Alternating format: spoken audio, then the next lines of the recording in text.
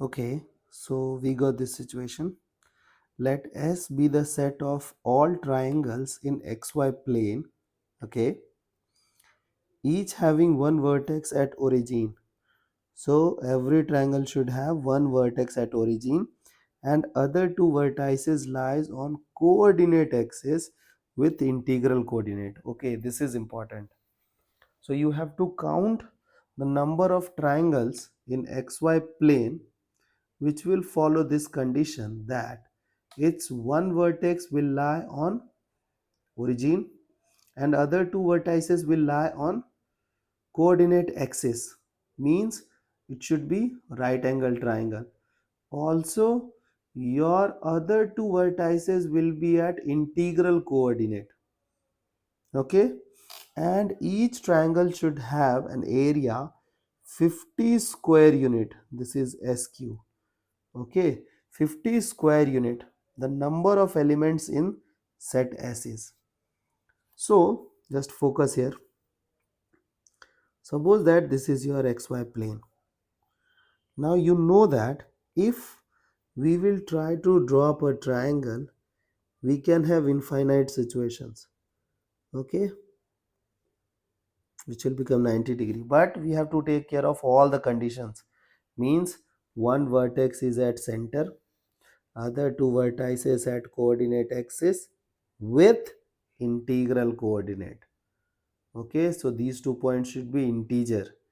Okay, also the area should be 50 square unit only. Okay, so you have to count the number of such triangles. Comfortable? Now what I am thinking is we will have some number of triangle in quadrant 1, then quadrant 2, then quadrant 3, then quadrant 4, and the count will remain the same. Means the number of triangle in quadrant 1 will be equal as the number of triangle in quadrant 2. So as with quadrant 3 and quadrant 4. So if we are able to find out the number of triangle in quadrant 1, it's enough to answer this question. Okay, so look at this.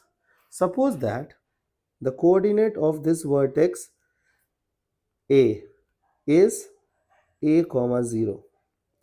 The coordinate of vertex B is 0 comma B, and the coordinate of C is 0 comma 0. Okay, so what I feel that area triangle ABC should be half base and height. Correct? Now you know that this person is going to become the base. So what is the base? Base is A unit. So can I say that it is half into A into height? So height will be what? B unit. Correct? So according to us area is this, but according to them area is 50. Correct? So can I say that AB will be equal to 100? Means product of those two coordinates should be 100. Now look at the chances, look at the cases. Okay, so can I say that we will have 1 and 100? Means I will assume A to take 1 and B to take 100, and the product will be 100. Correct?